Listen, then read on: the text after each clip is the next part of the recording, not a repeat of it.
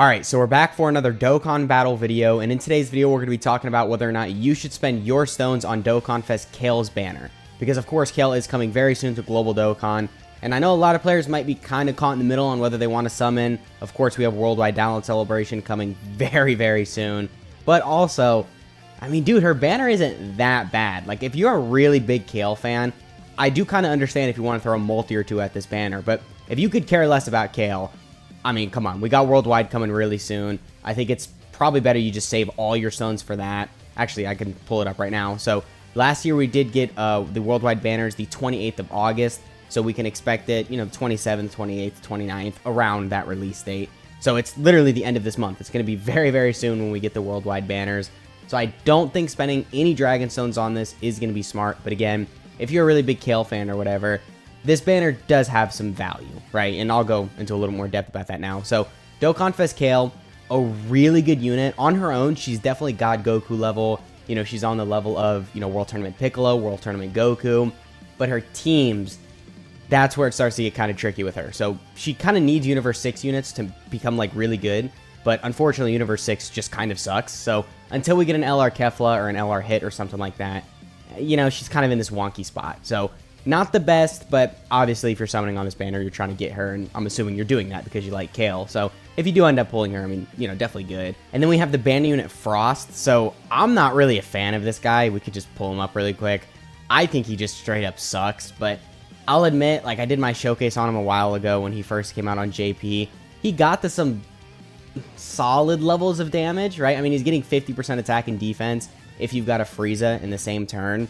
But then that's kind of tricky with him because you're not running him on any team with a Frieza. You're running him on Universe 6 because that's the main team that, you know, he's going to be somewhat good on, or at least what you would run him on so that he could help, you know, Kale. But yeah, this guy just sucks. He doesn't link up well with Kale at all. He's not really a good unit even with the Frieza on the team. So it's just kind of an L. This should have been someone else, maybe like another Kaba or something. And then they should have made him a lot better to actually help out Kale. But yeah, Frost, not really that great. So if you pull him, unfortunately, he's not really going to help you out that much. And then we do have Path to Power Kid Goku. So I've been getting a couple comments here and there asking if you guys should spend your red coins on this guy. I'm going to be honest, I think you probably should if you have World Tournament Goku and Piccolo, because they're going to be returning for Worldwide. So if you don't have them, you should spend your red coins on them. But then if you already have both of those units, then I don't think buying Path to Power Kid Goku is like the wrong move. I think you definitely will get some value out of buying him because, you know, he's really crazy. He's helping a lot of really weak teams. So him being on the banner too is definitely good. And then we've got Blue Goku. You know, they're all right. They're a 200% leader skill. They're solid. I won't give them anything more than that though. And then we got Tech Kale and Caulifla. They can be solid. Pretty much the same thing as the Blue Boys. STR Kefla sucks. She needs an easy A. And then Captain Ginyu, really amazing. So I want to say the banner is somewhat decent because you got Kale, got Path to Power Goku, you know, Blue Boys can be alright, and then Captain Ginyu is really good. But on the other hand, if you walk away with an STR Kefla, or if you walk away with just Frost, then you got like Mega Shafted. And that's under the impression you pulled the new banner unit, you pulled one of the featured units, and you're still getting shafted. Because, again, this banner has some value considering it's the banner right before Worldwide, but it's still not a good banner. So overall, if you're not a Kale fan, definitely don't summon on this banner because, you know, Worldwide's coming very soon. So, yeah, we already talked about this. Worldwide should be coming the 28th of August. The banners are going to be really stacked. Once the banners are a little closer to releasing, we'll do a video speculating on what the banners are going to look like exactly. And then I do want to talk about one other banner that's coming later this year. So there's a lot of other filler Dokkan Fest banners we're going to be getting, but I only wanted to talk about the main banners you probably should be spending at least some Dragon Stones on. So, you know, there's Dokkan Fest Turles, there's Dokkan Fest Super Trunks, but we're not talking about those. We're just going to skip all the way to November to Tanabata. So I would say after Worldwide, this banner right here is probably the banner you should be saving your stones for. So, you know, skipping Turles, skipping Super Trunks, skipping, you know, all those other units, I think is probably going to be smart. And then summoning for this guy is going to be pretty good, right? Because this banner is pretty stacked. I mean, it's not Worldwide Download Celebration level banners, it's not Anniversary level banners, but this Goku is insane. He's, I mean, arguably the best unit in the game. He's in the top 4 contention for that. Banner unit Baby. He's not amazing, but he's solid, and he's on some really weak teams, so, you know, I'll give him that. We've got Vegeta and Trunks. They're still absolutely insane. And then we've got Tech Goku and Vegeta that fuse into Gogeta. They're not amazing right now, but you know, they have some use, I guess. Like, if you don't have them, pulling them is still going to be good because, you know, it's a Goku and Vegeta that fuse into Gogeta. They have that heal, they have the Scouter, so they could definitely still be pretty impressive. There's the blue Goku and Vegeta. They're going to Easy A soon, and when they get their Easy A, I'm telling you, they're going to be crazy. The Gammas, I'm sure a lot of you know because the Gammas were featured on the 8th year anniversary banners. You probably pulled a copy at least of like one of them. Dude, they are both very crazy. So them being on this banner is very useful. We've got Pan.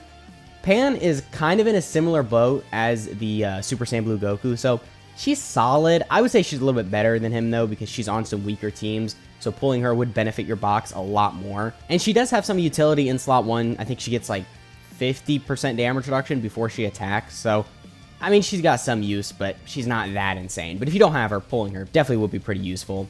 And then we've got the Tech Full Power Super Saiyan 4. He's alright, I guess. And then we've got the Int Super Saiyan 4 Gogeta. He's going to Easy A soon. Actually, like, relatively soon. Within the next year, probably. So, this guy's going to be really crazy with his Easy A. So, again, this banner, pretty useful. You've got Super Saiyan 4 Goku, you got Int Vegeta and Trunks, and then you've got the Gammas, and then pretty much everybody else is either pretty good or going to be really good with their Easy A. And then after that, we do technically have one other banner for Tanabata, or at least one other good banner, because there is a Carnival LR banner, but yeah, don't summon for that. So this is the actual Tanabata banner. The 8th year anniversary LRs are going to return here, so actually this does cycle back to buying, you know, Path to Power Kid Goku with red coins, or buying World Tournament Goku and World Tournament Piccolo for red coins during Worldwide.